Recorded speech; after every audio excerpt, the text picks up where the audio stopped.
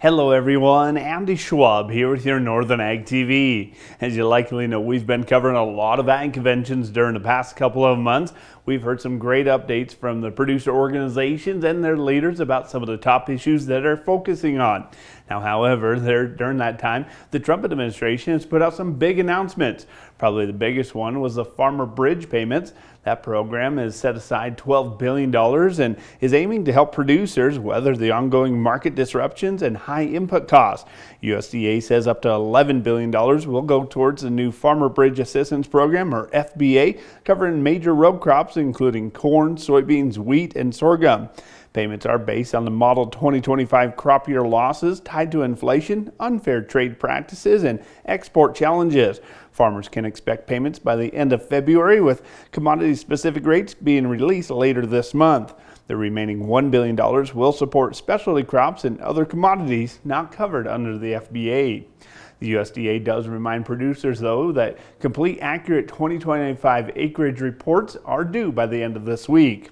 Another major Trump administration announcement regards oversight on competition and the input costs. Now, the USDA and the Department of Justice recently signed a memorandum of understanding aiming to protect the producers from high volatile prices for fertilizer, seed, feed, fuel, and equipment. The effort, that is, followed by a new executive order directing the federal agencies to investigate price fixing, anti-competitive behavior, and foreign influence in the agriculture supply chains. The order establishes task forces focused on sectors like seed, fertilizer, and farm machinery.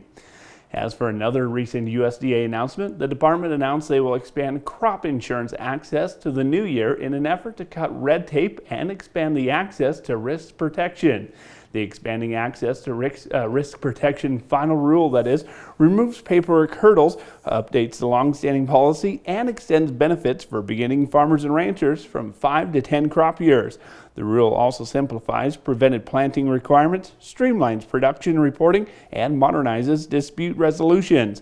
USDA says additional updates will improve coverage flexibility and better reflect regional growing conditions for certain crops. That rule took effect on November 30th for the applicable crops, that is, and the USDA will accept public comments through January 27th.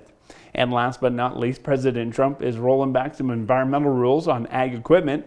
During a roundtable meeting at the White House, President Trump criticized emission systems like diesel exhaust fluid technology, saying they've made equipment more expensive and difficult for farmers to maintain.